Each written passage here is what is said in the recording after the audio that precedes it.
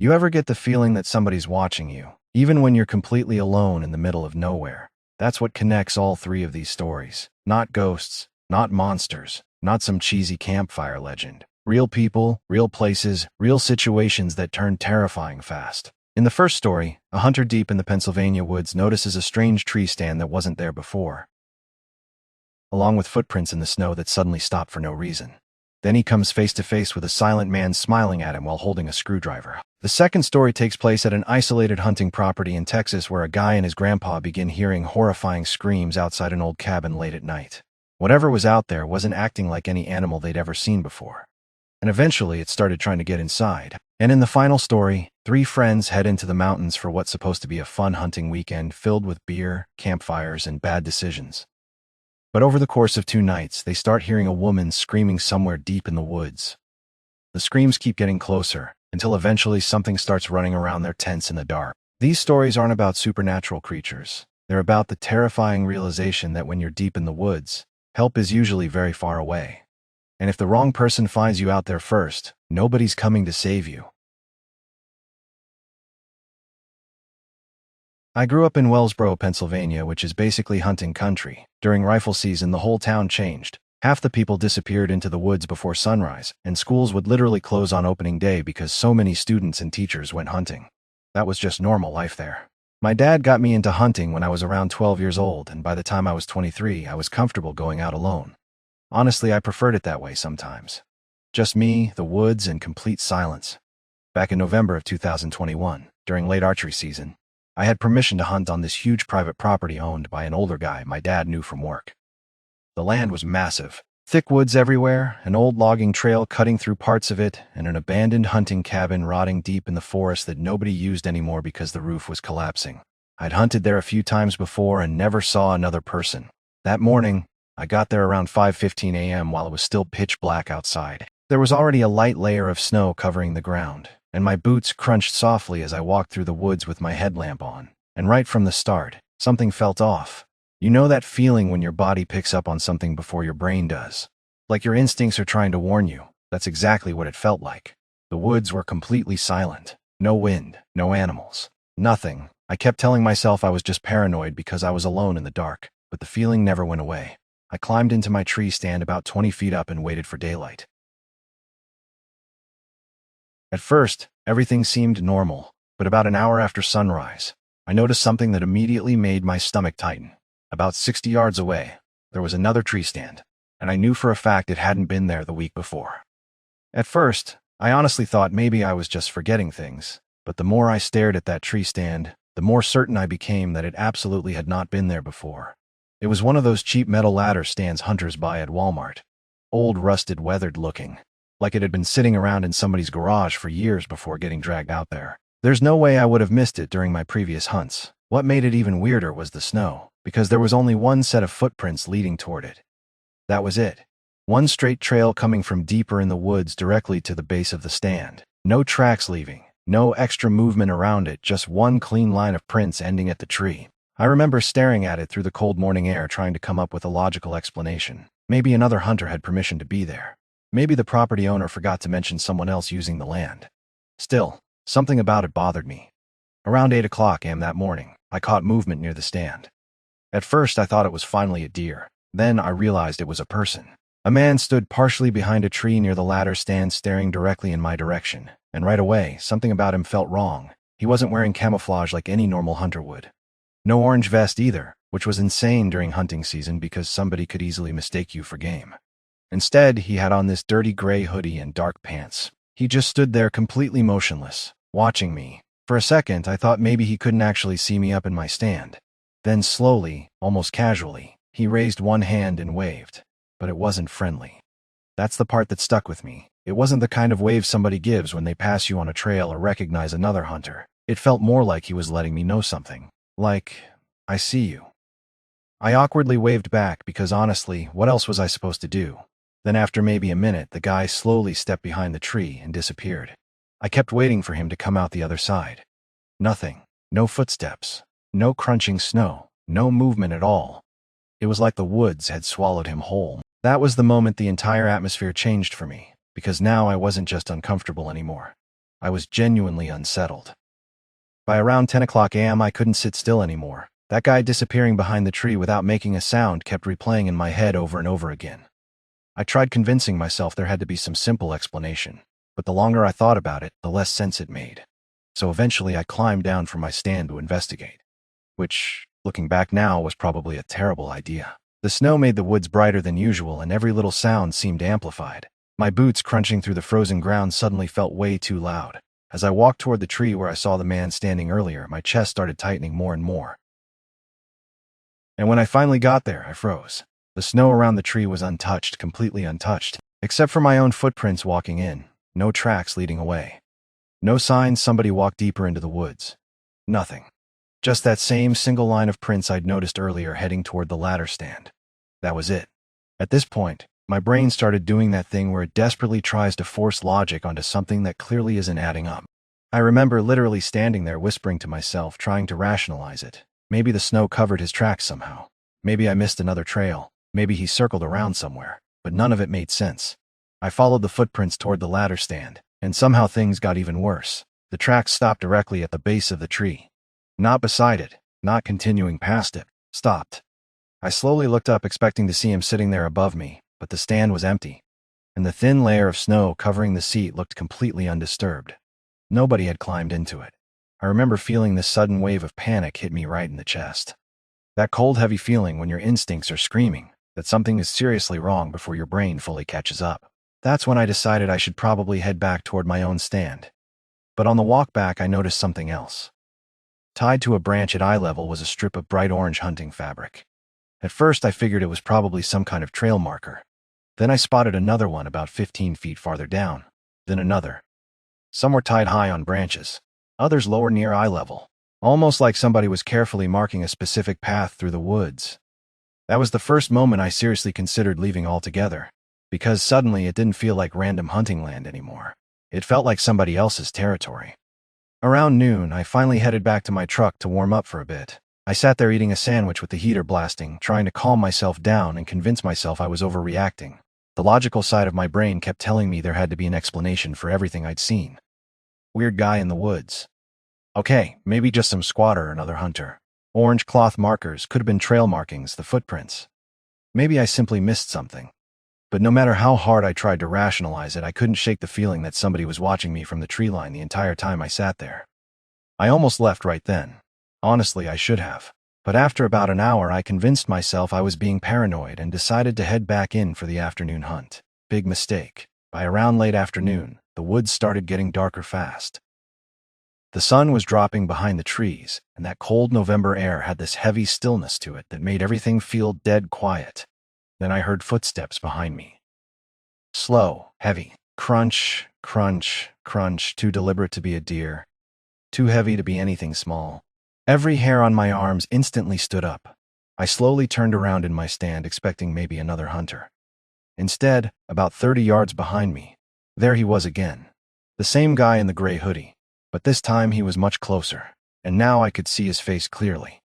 His beard looked patchy and filthy, like he hadn't taken care of himself in weeks. His skin was pale in that unhealthy kind of way where somebody looks like they haven't slept indoors for a long time. But the thing that really got to me was his expression. He was smiling.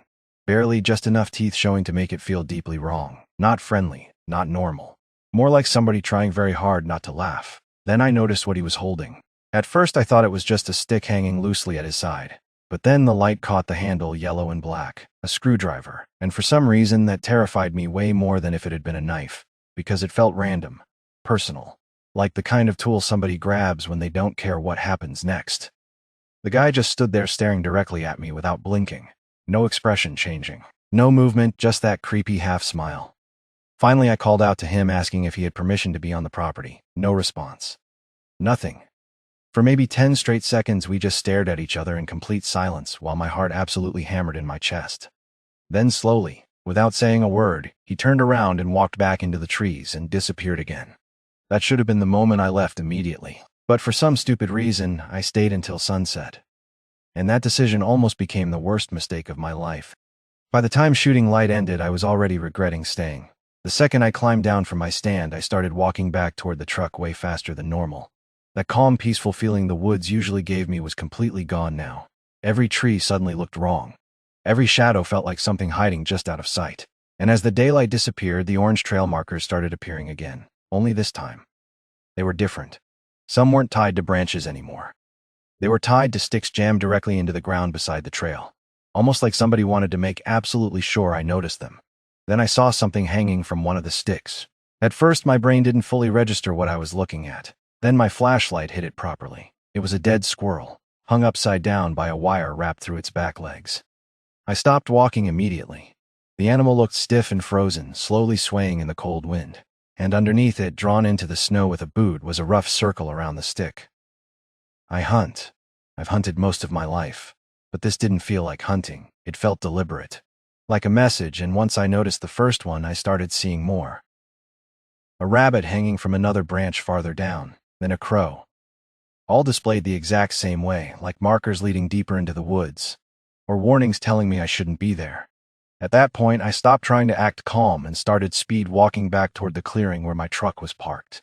Then something happened that made my blood run completely cold. About 100 yards from the truck, I saw something leaning against a tree beside the trail.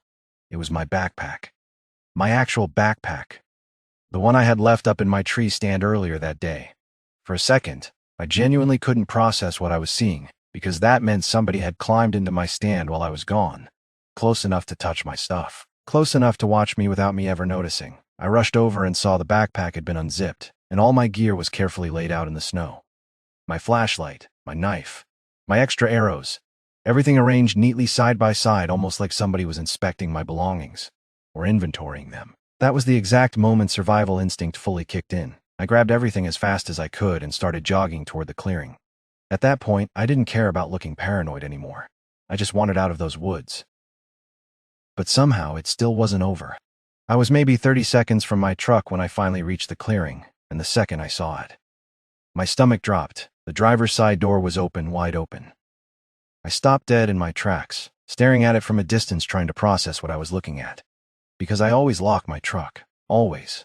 Especially when I'm hunting alone. At that point, my heart was pounding so hard I could literally hear it in my ears. I kept scanning the woods around me, expecting that guy to suddenly step out from behind a tree. I rushed to the truck, threw my gear inside, and looked around one more time before climbing in.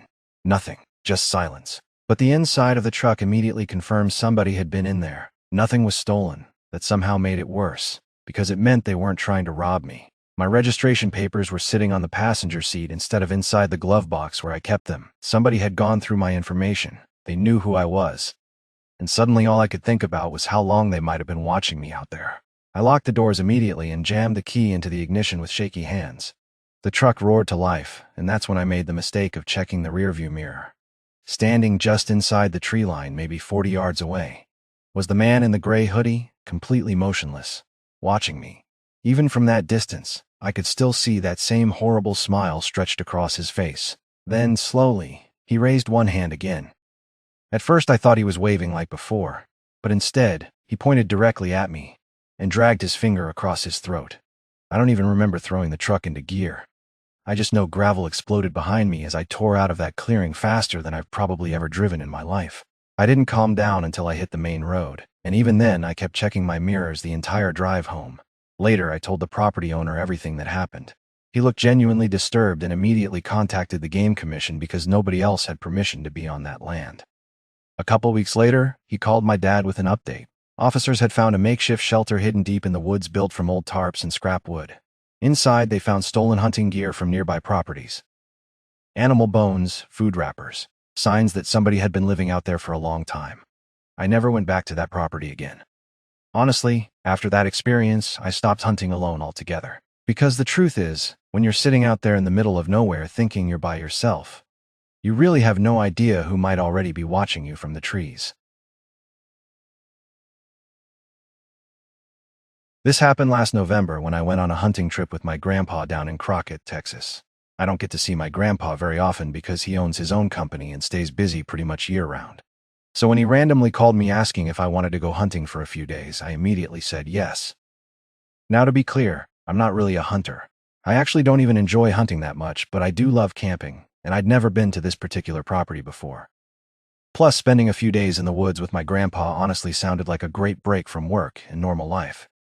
At first, the trip felt perfect. As we pulled off the freeway, I noticed the entrance to the property was way more isolated than I expected. There wasn't some fancy sign or proper driveway, just an old iron gate sitting beside the highway with a dirt trail disappearing into the woods. The second we drove through that gate, it felt like we left civilization behind. We followed the dirt road for what felt like forever until we finally reached a clearing with this old hunting house sitting in the middle of it. And honestly, the place looked straight out of another decade. My grandpa told me his father built the cabin years ago as a hunting getaway and a place to relax away from the world. You could tell it had history. The furniture was old, the kitchen looked ancient, and there was even one of those old TVs with a built-in VCR sitting in the corner like time completely forgot about the place. But somehow that made it feel cozy, peaceful even. The woods around us were so quiet that the freeway noise completely disappeared once we got settled in. For a while, it honestly felt like the perfect weekend escape. We unpacked the truck, cooked dinner, talked for a bit, and eventually crashed around 8:30 a.m. so we could wake up before sunrise and head to one of the blinds. And that's when the first weird thing happened. Right as I was starting to fall asleep, I heard scratching coming from one of the cabin windows, slow scratching, like nails dragging lightly across the screen. At first I figured it was probably just a branch moving in the wind or maybe some animal wandering around outside, so I ignored it. But looking back now, that sound was probably the first warning sign that something out there already knew we were inside.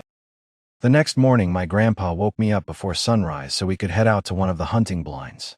The air outside was freezing cold, and everything was covered in that gray early morning fog that makes the woods feel strangely empty. We grabbed our gear, climbed into the blind, and settled in to wait. For the first couple hours, nothing happened. No deer, no movement, nothing except silence. At one point, my grandpa leaned back and actually started dozing off a little, so I grabbed the binoculars and started scanning the tree line out of boredom. The clearing stretched out almost a mile and a half before the woods started again, so it took a second for my eyes to focus properly. And then I saw it. Somebody standing at the edge of the trees. At first, all I could make out was part of a face peeking around one of the trunks, just barely visible watching us. I remember instantly feeling this wave of panic hit me because the figure wasn't moving naturally. It wasn't walking through the woods or passing by. It was hiding, like it knew exactly where we were and didn't want us noticing it. I kept staring through the binoculars, trying to convince myself I was imagining things, but every few seconds I could still see part of its head peeking from behind the tree line. Finally, I woke my grandpa up and told him somebody was out there watching us. He took the binoculars, looked for a few seconds, and right then, a group of deer walked out into the clearing. He laughed a little and told me I was just getting worked up over wildlife moving through the trees. Honestly, that irritated me, because I knew what I saw, and whatever I saw definitely did not look like a deer. Still, I let it go because I didn't want to sound paranoid. About 30 minutes later, my grandpa ended up shooting one of the deer, and we spent the next few hours dragging it back toward the house and cleaning it. By the time we finished gutting and hanging it, it was already late afternoon. We decided to drive into town for supplies before dinner, so we left the deer hanging outside near the cabin while we were gone. Nothing felt weird on the drive. Nothing happened in town. But the second we came back to the property, something was wrong.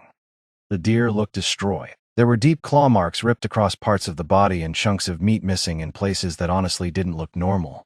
Bite marks covered the sides like multiple things had attacked it at once. My grandpa and I just stood there staring at it in silence. Then he looked at me and said something that immediately made my stomach tighten. "We're going on a night hunt." He thought coyotes had gotten into it, but honestly, I didn't believe that for a second, because whatever damaged that deer didn't feel natural. After dinner, my grandpa started gearing up for the night hunt like he had already made up his mind. He grabbed his rifle, extra ammo, flashlights, and handed me one of the Rs we brought with us. I remember trying to act calm, but deep down I really didn't want to go back out there after dark, especially after what I thought I saw earlier near the tree line. Still, I followed him outside. The woods at night felt completely different than during the day. Everything looked darker, thicker, quieter. Our flashlights barely pushed through the trees, and every sound seemed amplified. Branches cracking under our boots echoed through the woods like gunshots. At first, we didn't see anything. We just slowly moved deeper into the property, scanning the tree line while my grandpa occasionally stopped to listen. The farther we walked, the more uneasy I felt. And then, suddenly, I saw it again. Movement near the trees. I snapped my flashlight toward it and caught what looked like somebody peeking around a trunk before instantly pulling back out of sight. That same exact feeling hit me again. Like we were being watched. I didn't yell because, honestly, I didn't want whatever it was knowing I spotted it. Instead, I gave my grandpa a quick whistle and motioned him over quietly. When he got close, I pointed toward the spot. He narrowed his eyes for a second, then whispered for me to stay put and watch behind us. And before I could even argue, He started walking directly into the woods alone with his rifle raised. Watching him disappear into the darkness was one of the worst feelings I've ever had. 1 second he was there. Then the trees swallowed him completely after that. It was just silence. I stood there alone trying to listen over the sound of my own heartbeat. Every second felt longer than the last 5 minutes passed. Then maybe 10. And I started imagining every possible horrible scenario in my head. Then suddenly, bang, a gunshot exploded through the woods. I took off running toward the sound immediately. Branches were smacking against me while I pushed through the trees, trying not to lose sight of my flashlight beam. And when I finally found my grandpa, I stopped dead in my tracks. There was a dead coyote lying nearby. But that wasn't the part that scared me. Next to it was another deer carcass, completely mutilated, torn apart in ways that honestly made my stomach turn. My grandpa looked shaken up too. He told me the coyote suddenly charged at him after noticing him in the woods, so he had no choice but to shoot it. For a second, I actually felt relieved. Like, okay, maybe this whole thing really was just wild animals after all. Then we heard it. A scream somewhere deep in the woods, and to this day, I still can't describe what it sounded like. The second that scream echoed through the trees, every bit of relief I felt disappeared instantly. It didn't sound human, but it also didn't sound like any animal I'd ever heard before. It was this horrible mixture of a screech and a scream that started low and suddenly shot upward into something almost impossible to describe, loud enough that it echoed through the woods around us. I remember looking at my grandpa expecting him to explain it away like he had earlier. He didn't. For the first time the entire trip, he genuinely looked nervous. We both just stood there frozen for a second listening. Then came the rustling, heavy movement somewhere behind the trees. Not small animals. Something big, crunching leaves, snapping branches, fast, and whatever it was sounded like it was moving toward us. That was enough for both of us. We turned and started running back toward the cabin, not jogging. Running, and the entire time I could hear heavy footsteps behind us crashing through the woods. At one point I even heard breathing. Deep, fast, wet-sounding breathing somewhere in the darkness behind us. I never looked back. Honestly, I was too scared to. The cabin suddenly felt impossibly far away. Every few seconds I thought whatever was chasing us was about to grab one of us from behind. Then finally we saw the clearing. My grandpa practically slammed into the front door while unlocking it. And the second we got inside, we locked every single entrance to that cabin. For maybe 10 seconds, everything went completely quiet. Then we heard it outside. Breathing, slow heavy breathing just beyond the door. Then came this awful screeching noise again circling around the cabin walls.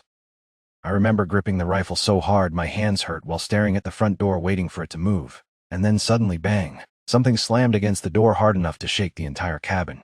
I jumped so badly I almost dropped the gun. A few seconds later it hit the door again, harder. Whatever was outside sounded angry now, frustrated. Like it knew we were trapped inside. At that point my grandpa finally snapped. He raised his rifle and fired multiple rounds directly through the front door. The gunshots inside that tiny cabin were deafening. Right after the shots rang out, the screaming noise exploded again outside, louder than before. Then we heard something sprint off into the woods at full speed, and just like that, everything went silent again, but neither of us moved for a long time, because honestly, we had no idea what had just chased us through those woods. The silence after those gunshots honestly felt worse than the noise, because now we were just sitting there waiting to hear footsteps come back, waiting for scratching at the windows, waiting for another slam against the door, but nothing happened. For the next several minutes, my grandpa and I barely even spoke. We just sat there gripping our rifles while staring at the entrance like something might suddenly burst through it at any second. I could still hear my own heartbeat pounding in my ears.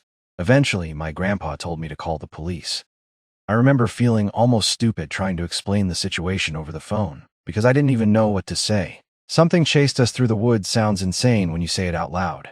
The dispatcher obviously sounded skeptical, but they still agreed to send a deputy out to the property. And waiting for that deputy to arrive was one of the longest nights of my life. Every tiny sound outside made both of us tense up again. Finally, after what felt like forever, headlights appeared through the trees. I have never felt more relieved to see another human being. The deputy walked through the cabin checking the doors and windows while we explained everything that happened. At first, you could tell he thought maybe we were exaggerating or just worked up over coyotes. But then we showed him the deer, the claw marks, the damaged carcass out in the woods, and honestly, even he looked unsettled after seeing it. He kept asking what exactly we heard out there, but neither of us could really answer him properly because there just wasn't a normal explanation for it.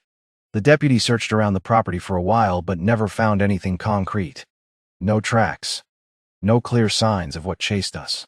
Nothing. And somehow that made the whole experience even creepier, because whatever was out there disappeared back into those woods like it had never existed at all. Nothing major ever came from the investigation after that night. No reports, no explanation, no follow-up. But I can tell you one thing for sure. Neither my grandpa nor I ever went back to that hunting property again. And honestly, sometimes late at night I still think about those screams outside the cabin, because deep down, I don't think it was an animal. Kyle had been trying to convince Connor and me to go hunting with him for almost 2 straight years. And every single time, we shut the idea down immediately, mostly because neither of us had any clue what we were doing. Kyle was one of those guys who actually knew how to survive outdoors. He could split wood, gut a deer, build a fire without lighter fluid, and somehow sleep comfortably on the ground like a complete psychopath. Connor and I were not those people. We liked the idea of a hunting trip way more than the reality of one. Drinking beer around a fire in the mountains. Amazing. Hiking miles through freezing woods before sunrise carrying rifles. Absolutely not. But eventually Kyle wore us down. Late one November, he told us rifle season was open, the weather would be cold enough to keep bugs away. And he knew a spot deep in the mountains where hardly anybody ever went. Honestly, the things that finally convinced us were food, beer, and getting away from normal life for a weekend. So before sunrise that Friday, we loaded up Kyle's truck and started driving toward the mountains. The whole drive felt fun at first. Kyle kept treating Connor and me like we were taking some beginner hunting class. He explained deer trails, how to move quietly through the woods, how to carry rifles safely, all that stuff. Meanwhile, Connor and I mostly joked around and acted like idiots the entire drive. That changed once we got there. Kyle parked near an old logging road, and from there we hiked into the mountains carrying all our gear. And when I say hiked, I mean suffered. Kyle kept saying it was only a couple miles, but it felt like we were climbing Mount Everest. By the time we reached the campsite area, my shoulders felt destroyed and my legs were shaking. Eventually, we found a flat area beside a small creek and started setting up camp. Well, Kyle set up camp. Connor and I mostly stood around being useless, but once everything was finished and the fire got going, the whole trip suddenly felt worth it. The woods were dead quiet except for the creek running nearby and the sound of the fire crackling. We sat around drinking beers, talking about old high school memories, roasting Connor for almost collapsing while setting up his tent. Honestly, it was one of those rare moments where life just feels good. For a while, everything felt perfect. Then out of nowhere, we heard a scream deep in the woods. Every conversation stopped instantly. The sound echoed through the mountains so sharply that it honestly sounded like a woman being murdered somewhere far off in the darkness. Connor nervously laughed and said it sounded straight out of a horror movie. Kyle tilted his head listening carefully before finally saying it was probably a fox. Apparently foxes can make screams that sound weirdly human. And honestly, I wanted that explanation to be true really badly, because whatever we heard did not sound normal. For the next couple minutes, we tried acting like everything was normal again, tried being the key word, because even while we went back to talking and drinking around the fire, every single one of us kept randomly pausing to listen to the woods. The vibe had completely changed. That relaxed feeling from earlier was gone. Now it felt like we were waiting for something. Then the scream came again, only this time. It was way closer, not miles away in the mountains anymore. Close enough that the sound cut straight through the trees around camp, and there was no joking after that one. It sounded exactly like a woman screaming in terror. One long scream that suddenly stopped all at once. Connor immediately stood up and stared into the darkness beyond the firelight. Kyle got up too, and for the first time that night I saw genuine concern on his face. Connor yelled into the woods asking if somebody needed help. I instantly told him that was a terrible idea. Because if somebody really was out there, why weren't they saying anything else? Why just scream? We waited for an answer. Nothing came back. No voice. No movement. Just silence. That honestly made it worse. Kyle kept staring into the woods for another few seconds before finally saying something that immediately made my stomach tighten. If that was really a person, they probably would have answered. Then he told us to kill the fire and get inside the tents. Fast. None of us argued. Because suddenly the fire didn't feel comforting anymore. It felt like a giant glowing marker advertising exactly where we were. We threw dirt over the flames until the campsite went dark, then climbed into our tents with the rifles nearby. And honestly, I barely slept at all that night. Every little sound felt amplified once the fire was gone. Branches creaking, leaves shifting, the creek moving nearby. At one point I convinced myself I heard footsteps outside my tent. But then everything would go quiet again. Eventually, I must have passed out for a little while. because the next thing I remember was waking up to freezing gray morning light coming through the tent walls. And the second I stepped outside, I knew something had been in our campsite overnight. The chairs around the fire were knocked over. One of the coolers had been pushed sideways. A grocery bag full of snacks was ripped open and dragged through the dirt, and Kyle's backpack, which had been sitting near a tree before bed, was now lying beside the fire pit. At first, Kyle tried explaining it away as a bear coming through camp, and honestly, that made sense. At least it was a normal explanation. But the weird part was that almost nothing was actually stolen or eaten. Stuff had mostly just been moved around, like something wandered through camp touching things, looking through things, and somehow that felt worse. Kyle tried acting calm the next morning, but you could tell even he was unsettled by what happened overnight. Still, he kept insisting it was probably just a bear messing with the campsite. And honestly, Connor and I wanted to believe that so badly that we didn't argue. Kyle eventually suggested moving camp deeper into the woods, partly because of the bear, but also because he wanted to get closer to the hunting area he originally planned on using. So we packed everything up and started hiking again. The second campsite somehow felt even more isolated than the first one. The trees were thicker, the ground sloped downward into darker woods, and without the creek nearby, the entire place felt dead silent. Even during daylight, something about it felt wrong. Most of that afternoon was spent hunting. Kyle split us up at first, but kept us close enough to still see each other through the trees. Connor slowly stopped joking around after a while, too. There's something weird about sitting silently in the woods for hours holding a rifle. It changes your mood whether you want it to or not. Late in the afternoon, Kyle finally shot a deer. The rifle crack echoed through the mountains so suddenly it made me jump. Connor and I rushed toward the sound and found Kyle standing near a decent-sized buck lying in a patch of brush about 40 yards away. And honestly, seeing a dead deer up close was way different than seeing one online or on television. The eyes, the blood, the smell, it all felt way more intense than I expected. Kyle, meanwhile, looked completely comfortable.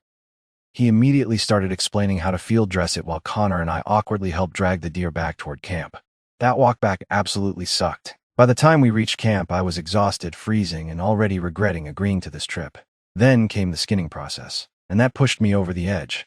Kyle treated it like some educational outdoor survival class while Connor pretended to be interested. Meanwhile, I was standing there trying not to throw up from the smell. Eventually, Kyle cut off some backstrap meat and cooked it over the fire later that night while we drank beers again. And somehow, after a while, things started feeling normal again. The food was actually good. The drinks relaxed everybody. For a brief moment, it honestly felt like the weirdness from the night before was behind us. Then the scream came back, far away at first. But the second it echoed through the mountains, every bit of comfort disappeared instantly. Nobody laughed this time. Nobody said, "Fox." We all just stared into the darkness, listening. A few minutes later, it came again closer, and this time, it sounded like it was moving toward us through the woods. By then, it was completely dark outside, and the firelight honestly made everything feel worse. Because while the flames lit up our campsite, everything beyond that little circle of light looked pitch black. Like somebody could have been standing 10 feet away watching us, and we never would have known. That thought started creeping into my head the second the scream echoed closer again. Kyle slowly stood up and grabbed his rifle. He was trying to act calm, but I could tell he was rattled now, too. Connor kept staring into the trees like he expected somebody to suddenly walk into camp at any second. Then, out of nowhere, Kyle did something completely insane. In this weird burst of drunk confidence, he raised the rifle and fired multiple warning shots straight into the air. The gunshots exploded through the mountains so loudly my ears rang afterward. And then Kyle started screaming into the woods like an absolute maniac. Cussing. Threatening whoever was out there, trying to sound bigger, louder, crazier than whatever was making those noises. For a second, Connor and I actually laughed. Mostly because it was so sudden and ridiculous. And honestly, I think we were all using humor to avoid admitting how scared we really were. But the laughter died instantly, because only a few seconds later, the scream came back again. Closer than ever before. Close enough now that it sounded like it was right outside the edge of camp, somewhere beyond the trees. And that's when all three of us realized the warning shots didn't scare it away at all. If anything, it sounded closer. Kyle immediately stopped yelling. Nobody said a word after that. We just looked at each other, and without even discussing it, started putting the fire out as fast as possible. Within seconds, the campsite went completely dark. No firelight, no visibility, just weak moonlight filtering through the trees and the faint glow of dying embers. We all climbed into our tents carrying rifles and flashlights, and that's when things got truly terrifying. At first I just heard little noises outside, leaves crunching, branches shifting. Soft movement somewhere around camp. I kept telling myself it was probably animals. Then suddenly, footsteps. Fast footsteps. Running, something started sprinting around the tents at full speed. Not walking, running hard. I could hear it circling camp through the leaves and dirt while branches snapped nearby. Then something scraped against the side of my tent. A long dragging sound across the fabric, like somebody running an object slowly along the outside wall while moving past. I completely froze. I wanted to call out for Kyle or Connor so badly, but I was too terrified that whatever was outside would realize I was awake. Then everything stopped, dead silent, and somehow, that silence felt worse than the running. For maybe a full minute there wasn't a single sound outside. No footsteps, no movement. Nothing. I was lying there completely frozen inside my sleeping bag, gripping the flashlight so tightly my hand hurt. My heart was beating so hard I honestly thought whoever was outside could probably hear it through the tent wall. Then suddenly the scream exploded right in the middle of the campsite. Not far away in the woods anymore, not somewhere down the mountain. Right outside our tents. It was so loud and violent that my entire body jerked in panic. And at that distance it didn't sound human anymore. It sounded wrong. Like somebody trying to imitate a human scream without fully understanding how one should sound. I heard Connor scream from his tent immediately afterward. Honestly, I yelled too without even meaning to. Then came another explosion bang. Kyle fired his rifle straight through the roof of his tent into the air. The gunshot was deafening in the darkness. And right after it happened, we heard something tearing through the woods away from camp at full speed, footsteps crashing through leaves. Branches snapping, heavy movement getting farther and farther away into the mountains. Then silence again, nobody moved for several seconds. Finally Kyle shouted asking if we were okay. Connor answered immediately, but his voice sounded shaky in a way I had never heard before in my life. I answered too, mostly just trying to prove I was still functioning. Then Kyle told us we were all staying in one tent for the rest of the night because there was absolutely no way we were sleeping separately anymore. Neither of us argued. We grabbed our gear and crawled into Kyle's tent carrying rifles and flashlights like we were preparing for a siege. For the next few hours almost nobody talked. Every little sound outside made all three of us go silent again. At one point, Connor quietly asked what the hell he thought was out there. And for the first time all trip, Kyle admitted he had no idea. That answer honestly scared me more than everything else. Because Kyle was the outdoors guy, the survival guy, the hunter, and even he couldn't explain what happened outside our camp that night. Eventually, the adrenaline wore off enough that we all drifted into this half-asleep, exhausted state while waiting for sunrise. But none of us truly relaxed again, because deep down, we all knew something had been circling those tents in the dark. And whatever it was, it wanted us terrified. The second the sun came up, we were done. Nobody even had to say it out loud. The hunting trip was over. We stepped outside expecting the campsite to look destroyed after everything we heard during the night. But honestly, that somehow made things creepier. A couple chairs were knocked over. One of the beer cans looked crushed like somebody stepped on it. A plastic storage tub had been dragged a few feet away from the fire pit, but that was basically it. No massive animal tracks. No obvious evidence. Nothing that fully explained what happened. And somehow that made the entire experience feel even more unsettling, because now it almost sounded crazy trying to explain it. Still, none of us wanted to stay another second. We packed camp at record speed and started hiking back toward the truck while the morning fog rolled through the trees around us. And weirdly enough, the farther we got from camp, the more everybody started talking again. It was like movement made us feel safer. Connor even started joking around eventually, doing this hilarious impression of Kyle screaming into the woods and firing warning shots like some character from Star Wars. Even Kyle laughed at that one, but underneath the jokes you could tell all three of us were still shaken. At one point we talked about whether we should call the sheriff and report what happened. Kyle said if somebody genuinely needed help, they would have answered us when Connor yelled into the woods. Connor thought it was probably some psycho trying to mess with hunters for fun. I tried convincing myself it was maybe somebody on drugs wandering around out there, but honestly, every explanation sounded terrifying in its own way. And none of them fully explained those screams. By the time we finally reached the truck and got back on the road, the fear slowly started turning into that weird exhausted laughter people get after surviving something stressful. Like our brains were trying to normalize it. But later that night after I got home, everything came back. I woke up drenched in sweat from one of the worst nightmares I've ever had. In the dream, I was back in those woods completely alone, and standing between the trees was a woman covered in blood screaming for help. She just kept staring directly at me while screaming over and over again. But no matter how badly I wanted to move toward her, I couldn't. I was frozen. Then I woke up gasping for air, sitting on the edge of my bed, trying to calm myself down. And honestly, even now, years later, that dream still bothers me. Because what sticks with me the most isn't the screams. It's the possibility that somewhere out there in those mountains, there really was somebody needing help. And all three of us chose to hide instead. Or maybe something in those woods wanted us to think that.